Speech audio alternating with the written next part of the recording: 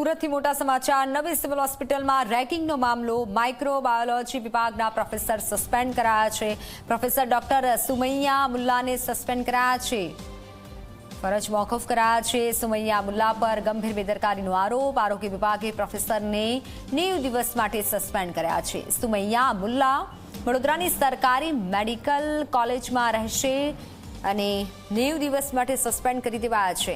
Phone line પર સંવાદદાતા હિતલ જોડાઈ ચૂક્યા છે। હિતલ, આ મોટી કાર્યવાહી કરવામાં આવી છે।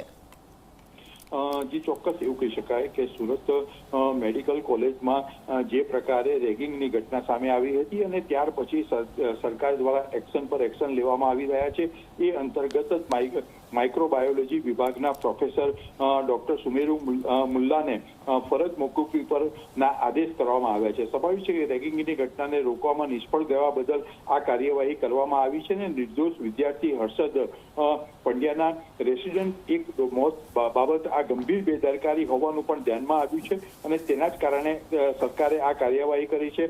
અત્યારે 90 દિવસ માટે તેમને સસ્પેન્ડ કરવાની સરકારે આદેશ કર્યો છે અને ક્યાંક ને ક્યાંક જોવા જઈએ તો ફરજ મોકૂફી દરમિયાન ખાનગી નોકરી કે કોઈ પણ વ્યવસાય ન કરી શકે એ પ્રકારનો પણ આદેશ કરવામાં આવ્યો છે અને ફરજ મોકૂફી દરમિયાન તેમનું મુખ્ય મથક સરકારી મેડિકલ કોલેજ વડોદરા રહેશે। જી બિલકુલ હિતલ, આભાર માહિતી બદલ।